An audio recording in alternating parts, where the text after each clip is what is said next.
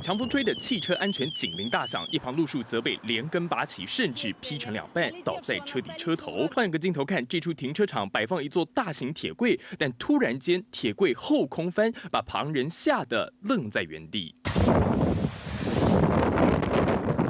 莫斯科周一下午受到暴风雨侵袭，整座城市3500棵树木倒的倒，散的散，还有些地方雨还没下就先吹起强风，含水量不足，直接上演沙尘暴。Минут очень сильный ветер поднялся прям, вот, и сразу повалилась елка, елка свалила вон то дерево, вот, накрыла 3 машины, но правда не царапины, удачно. И все быстро кончилось. В течение 10 минут все произошло. 时速110公里的瞬间强风，把这位金发女孩的头发拼命往前拉，当然也酿出不少意外。当局统计，狂风过境，不少人被路树压死，还有人被从天而降的大型砖瓦砸伤，前后造成至少10人死亡，100多人受伤。而在空中摇摇晃晃的电缆，就算没有砸到人，也造成7000多户人家无电可用。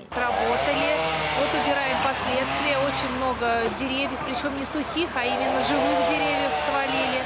Вот. Мы стараемся, чтобы все это убрали все деревья до наступления ночи, мы постараемся. 根据俄罗斯媒体报道，莫斯科地区铁路、公路还有航空运输安全起见几乎通通延误，而目前警消部门以及救援中心已经着手恢复，竭力降低天灾损失。国卫中心邓元仪。